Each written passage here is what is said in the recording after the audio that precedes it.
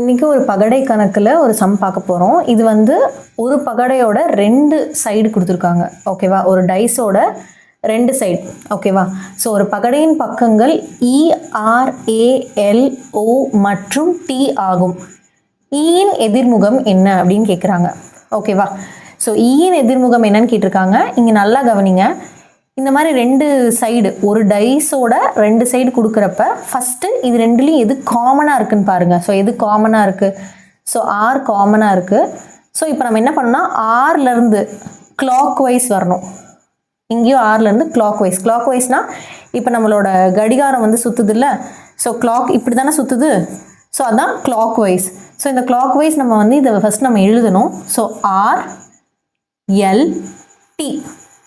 அதே மாதிரி இதையும் ROA.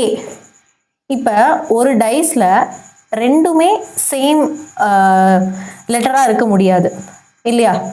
ஸோ R வந்து ரிப்பீட் ஆக முடியாது. ஸோ இந்த இடத்துல ஆராக இருக்க வாய்ப்பு கம்மி. ஏன்னா இங்கே R இருக்குது. ஸோ இந்த சைடு ஆராக இருக்க வாய்ப்பு கம்மி. ஸோ இங்கே தான் என்னவா இருக்கணும்? E இருக்கணும். ஓகேவா? ஸோ இப்போ என்ன கேட்குறாங்க கொஷினில்? ஈயின் எதிர்முகம் என்னன்னு தான் கேட்குறாங்க. ஸோ ஈயோட எதிர்முகம் என்ன அப்படின்னா R. ஸோ ஆன்சர் வந்து R.